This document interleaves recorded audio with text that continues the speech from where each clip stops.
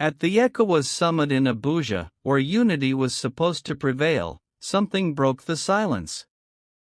Nigeria's President Tinubu, with cameras rolling and ministers watching, dismissed President Ibrahim Traoré mid-sentence, mocking his age, his role, and even his military background. The room went still. But what Traoré did next didn't just silence Tinubu, it shook the conscience of an entire continent. Was this the moment Africa finally saw who was truly leading? Stay with us on Courageous Voices, because this story will change how you see leadership forever. Rain tapped against the armored windows of the Nnamdi Azikiwe International Airport as President Ibrahim Traoré stepped onto Nigerian soil. The tarmac bustled with black SUVs, military escorts, and tight-lipped officials from across West Africa. The ECOWAS summit was about unity, but no one believed it anymore. Inside the Hilton Conference Suite, murmurs spread like wildfire. Nigeria was planning to push for renewed sanctions on Burkina Faso, Mali, and Niger. The mood was tense, fragile. Traoré's foreign minister leaned in and whispered, "They say Tinubu is calling you the boy with a gun, that you don't belong at the table." Traoré didn't flinch. "Then we'd build our own table," he said. He moved through the hall calmly, flanked by Defense Minister Kassim Koulibaly and Economic Advisor Ibrahim Bailam. Delegates from Guinea and Mali greeted him with subtle nods. But the Nigerian delegation avoided eye contact, as if something had already been decided behind closed doors. A red carpet welcomed presidents with handshakes and hollow smiles. Cameras clicked. President Bola Tinubu stood near the center of it all, surrounded by an entourage dressed in sharp suits, laughing loudly at a comment no one else found funny. He didn't greet Traoré, not even a glance. Inside the summit chamber, nameplates gleamed under soft light, but beneath the polished decor, tension crackled like dry air before a storm. Traoré took his seat and glanced toward the Nigerian side. Tinubu was still laughing. Burkina Faso's flag stood beside Traoré, upright, silent, proud. He leaned forward, whispering to his aide, "This summit will be remembered, not for what is said, but for what is revealed."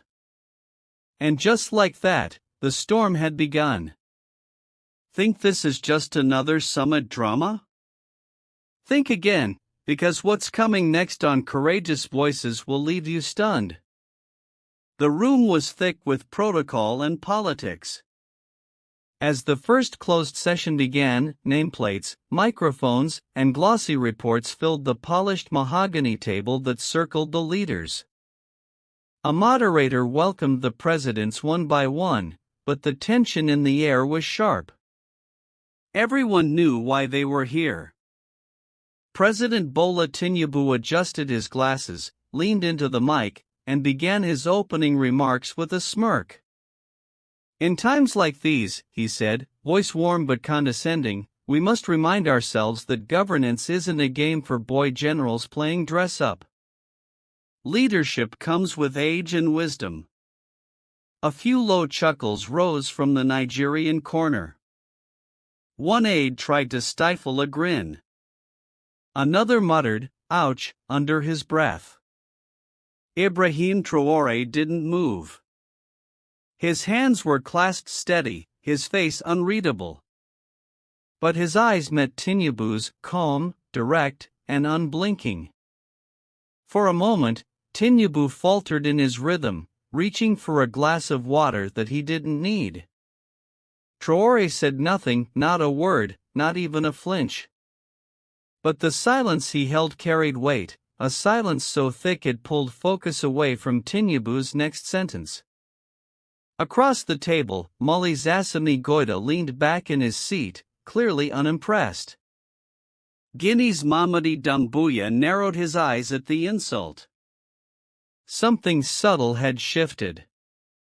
Respect was being tested. After the session, as ministers filed out, Defense Minister Coulibaly walked beside Traoré and whispered, "He wants a reaction." Traoré answered quietly, "Let him keep talking." Outside, journalists waited with questions. Traoré gave none, only a short nod. But inside the marble halls of ECOWAS, word had already spread. President Tinubu had made a mistake. He underestimated a man who learned that silence can echo louder than applause. That night, while most leaders rested behind guarded doors, Ibrahim Traoré walked the dimly lit corridors of the Hilton Abuja. His steps were silent, deliberate, his mind racing. The insult from Tinubu still hung in the air, not just disrespect to him, but to every soldier-turned-leader fighting for a new Africa. Defense Minister Kassim Coulibaly caught up with him near the executive lounge. "Let me address it tomorrow," he urged, "one strong statement, show them we don't bow." Traoré shook his head. "We don't speak. We build." He turned away and headed toward the elevators, not to his room, but to the lower floors where the delegations from Mali and Guinea had taken suites far from the spotlight. No cameras, no aides, just quiet conversations between men who understood struggle. In Suite 409, Assimi Goïta of Mali greeted him with a firm handshake. "We heard what happened," he said. "Tinubu's mouth moves faster than his policy." "Then let's move faster than both," Traoré replied. Later, in a private meeting with Guinea's Mamadi Doumbouya, they sketched ideas on a notepad: shared mineral corridors, cross-border defense support, a communications network independent of ECOWAS infrastructure. Outside, the city of Abuja blinked with light and late-night noise, unaware of the shift happening in those quiet rooms. What began as an insult was becoming opportunity. By 2 a.m., Traoré returned to his suite. His cabinet members were waiting, anxious. "No retaliation," he said calmly, "not tomorrow, not ever. We're not here to answer disrespect. We're here to outgrow it." As the city slept, a new alliance was already breathing. And somewhere, far from the microphones and marble podiums, Africa was beginning to choose. The main summit hall was draped in flags, its walls lined with the emblems of West African unity. Cameras flashed, live streams buzzed. Delegates adjusted earpieces as President Ibrahim Traoré took the floor, his voice calm and measured. "Our sovereignty is not a debate," he began. "It is the foundation. Burkina Faso, Mali, Niger, we are not breaking away from Africa, we are breaking away from control." The words were sharp but rooted in truth. Heads turned. Even some skeptical delegates leaned forward, intrigued. Then, from the center row, President Tinubu shifted in his chair and raised a hand, cutting across Traoré's sentence. "Let the adults talk," Tinubu said with a smirk. Gasps rippled across the room. A few delegates blinked, unsure if they heard him correctly. Cameras zoomed in. Some aides instinctively looked to the floor. And on the Nigerian side, an uneasy chuckle emerged, but it didn't spread. Traoré paused, not because he was shaken, but because he knew silence once again would do more than words ever could. He closed his binder, nodded once, and returned to his seat. His ministers looked at him, fists clenched under the tablecloth. But Traoré's expression was unreadable: no fury, no pride, just stillness. For a long second, no one said anything. The air was electric. Journalists scrambled to send footage to newsrooms. Some ECOWAS aides looked visibly uncomfortable, others took notes they weren't planning to write. In that silence, something irreversible happened, not in policy, but in perception. When Traoré sat down, it wasn't defeat, it was discipline. And in that quiet, every leader in the room had to ask themselves, who really was the adult in the room? Outside the chamber, the footage had already gone viral. Africa was watching. The grand ballroom of the Transcorp Hilton shimmered under gold chandeliers as the ECOWAS banquet commenced. Gilded menus rested beside polished silverware, and soft music drifted through the air.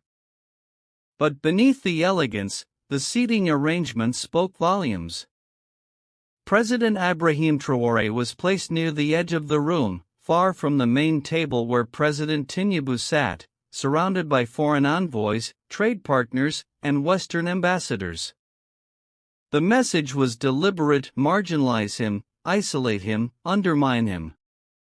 Tinubu laughed loudly, raising a glass as he toasted with a delegate from France. His voice carried. Burkina Faso will come around, they always do when the money stops flowing. Traoré said nothing. Instead, he turned to his left where the representative from South Sudan sat, Minister Deng Akui. They spoke about borderless energy trade and the future of African lithium. To his right, Guinea-Bissau's finance minister, Alfonso Lopez, leaned in with interest as Traoré sketched an idea for a West African payment system that didn't rely on the CFA franc. They didn't raise voices, there were no toasts, no applause, just measured words and sharp minds working quietly under the clatter of wine glasses. Real alliances, Traoré said softly, don't need microphones. He watched as Tinubu took a group photo with IMF officials.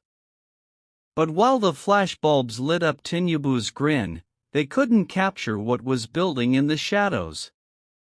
As dessert was served, Traoré rose early, politely excused himself, and left the ballroom without ceremony. His team followed, no fanfare, no statement.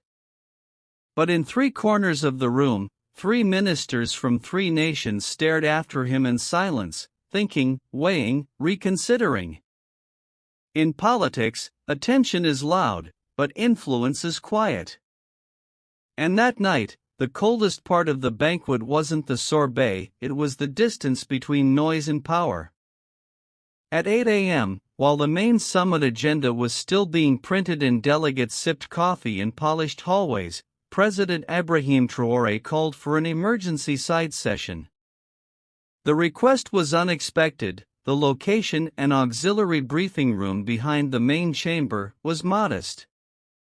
But the ripple it caused was immediate.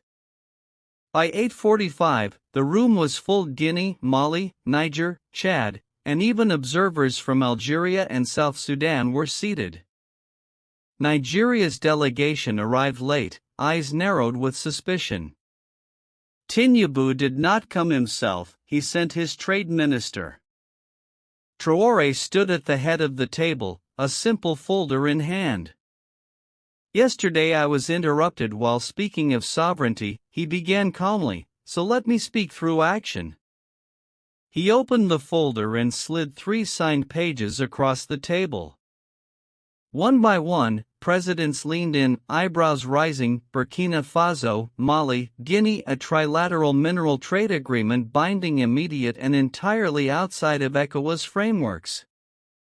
Lithium, gold, and phosphate routes would now run through a new corridor system backed by shared infrastructure, defense cooperation, and localized processing. No French intermediaries, no CFA currency dependency, and notably, no Nigerian interests.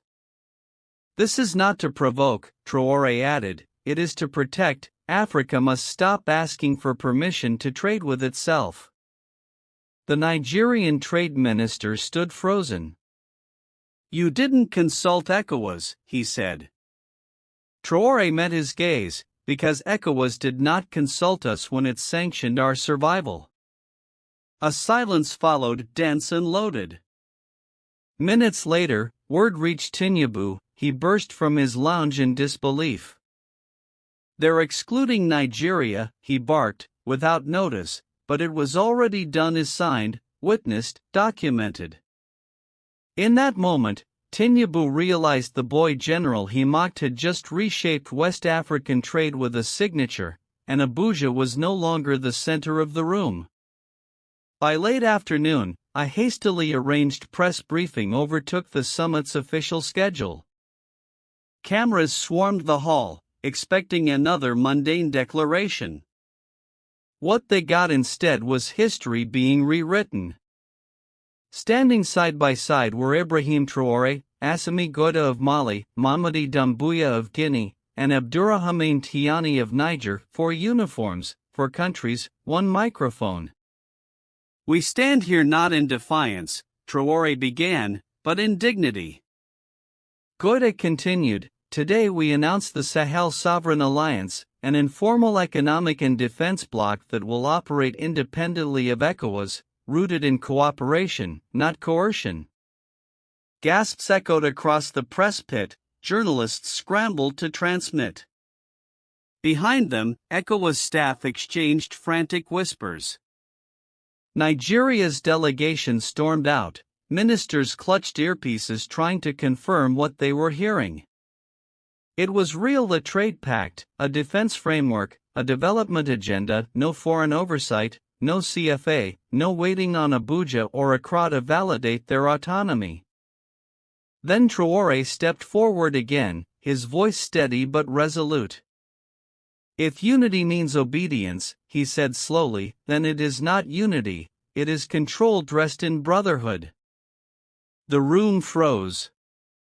One reporter dared to ask, "President Traoré, are you leaving ECOWAS?"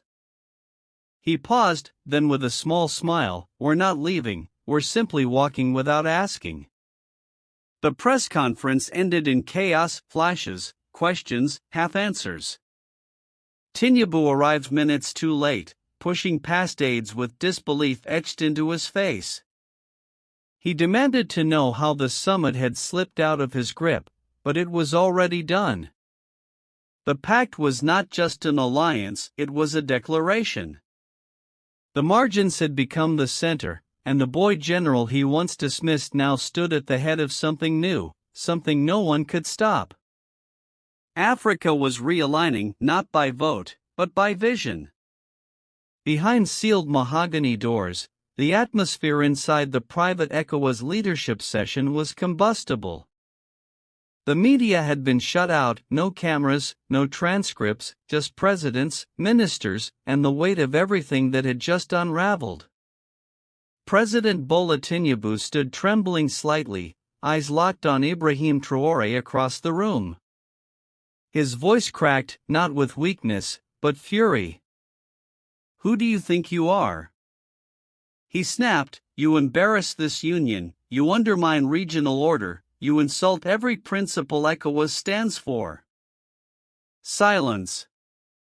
Some ministers lowered their eyes, others stared at Traoré, curious, unsure of what he would do. But Traoré didn't raise his voice, he didn't even shift in his chair. He just looked Tinubu dead in the eye. "I'm a soldier," he said evenly, "who became president, not the other way around." A few chairs creaked, Guinea's finance minister raised his brows, Mali's interior secretary exchanged a glance with Niger's foreign minister. Something unspoken passed through the room, a realization that echoed louder than the words themselves.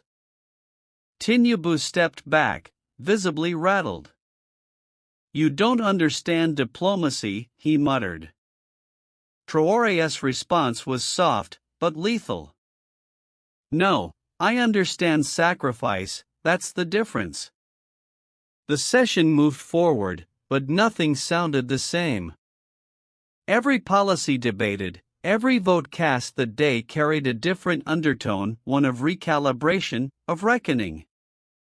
Tinubu had expected deference, he found defiance worse, he found it not in rebellion, but in restraint. As the doors opened and leaders filtered out, one thing was clear, the balance had shifted. Traoré had said little, but it was enough. Because sometimes power doesn't shout, it just waits for the right moment to speak. The summit was winding down, delegates stretched, papers shuffled, and translation headsets clicked off. A weary moderator thanked the attendees, signaling the official end. But as the final motions were made, a single microphone, still live, captured what no one expected. President Ibrahim Traoré leaned to one of his aides, unaware that the audio feed hadn't been cut. His voice, calm and deliberate, slipped into the room like a breeze through a cracked door. "Africa doesn't need dominance," he said softly, "it needs dignity." A technician froze, the sentence echoed through a few still-connected earpieces. Someone pressed record, and within minutes, the clip escaped the four walls of Abuja. By nightfall, it was everywhere. In Dakar, university students replayed the words on projectors across campus courtyards. In Lagos, young Nigerians flooded Twitter and WhatsApp with clips, side-by-side comparisons of Traoré's restraint and Tinubu's rage. In Accra, a radio station aired it 3 times an hour, calling it the sentence that stopped a summit. The moment struck a nerve, not just because of who said it, but because of how no speech, no podium, no script, just truth overheard. In Ouagadougou, crowds gathered in the streets chanting his name beneath murals of Thomas Sankara. But the shock came from within Nigeria itself. Youth leaders in Ibadan and Kano began posting open letters. Is this the leadership we mock, or the one we need? Traoré did not comment, he issued no clarification, he didn't need to. The mic had done what microphones never intend to do: reveal character, not performance. And across the continent, something stirred, a quiet conviction, a dangerous thought: maybe the future doesn't speak loudest, maybe it just speaks last. Before sunrise, long before motorcades lined up or press crews reassembled, President Ibrahim Traoré left Abuja. No sirens, no statements, no waving to cameras, just a single black SUV sliding out of the Hilton's underground exit, headlights cutting through the early morning mist. His cabinet rode in silence, no one dared speak. The events of the past 2 days still pulsed in the air: Tinubu's humiliation, the bloc's formation, the viral clip. As the convoy reached the tarmac at the military airbase, Traoré finally turned to his ministers, his eyes clear, not triumphant, just steady. "History isn't made at the podium," he said quietly, "it's made when no one claps." The plane door closed behind him, no photographers caught the moment, no headlines declared his departure. But far beyond Abuja, the world was still reacting. In Ethiopia, a journalist wrote an op-ed titled "The Man Who Didn't Flinch." In Rwanda, military academies analyzed his restraint as a new model of command leadership. In Nigeria, talk radio lines lit up with callers asking if their own president had just been outclassed by a man half his age. But it wasn't a speech Traoré gave that changed the tone of the continent, it was how he walked away. Because true power doesn't linger, it doesn't demand applause, it reshapes the room, then leaves it quieter than before, quieter, but never the same. And as the sun rose over West Africa, a strange silence settled in, not absence, awareness.